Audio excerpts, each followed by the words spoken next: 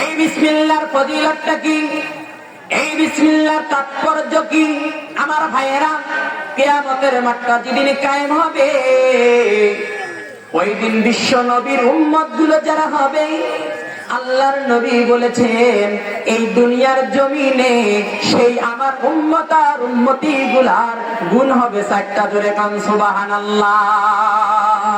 আমার ভাইয়েরা, আপনি নামাজ যতই পড়েন, রোজা যতই করেন, হজ যতই করেন, কিয়ামতের দিন যদি আমার নবী যদি সুপারিশ না করে, আর আমার নবী যদি উম্মত হিসাবে যদি আপনার কাছে যদি নবী হিসাবে পরিচয়টা না দেয়, ও বন্ধুরে চিন্তা করে দেখো, তাহলে তোমার সব আমল বরবাদ হয়ে জাহান্নামের দিকে যাইতে হবে। কথা বলেন ঠিক না বেঠি?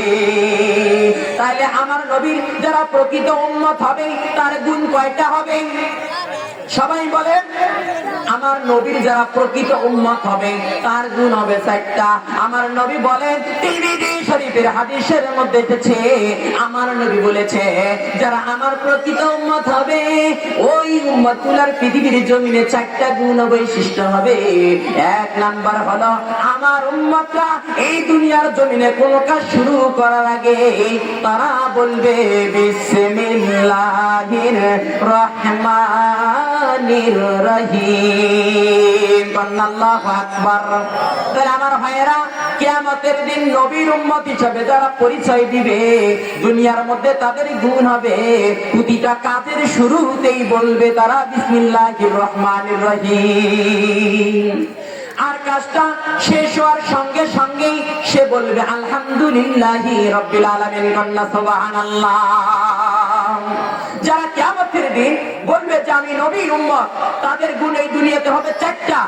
1 নাম্বার হলো প্রতিটা কাজের শুরুতে তারা বলবে বিসমিল্লাহির রহমানির রহিম, এবং কাজটা শেষ হওয়ার সাথে সাথে বলবে আলহামদুলিল্লাহি রাব্বিল আলামিন।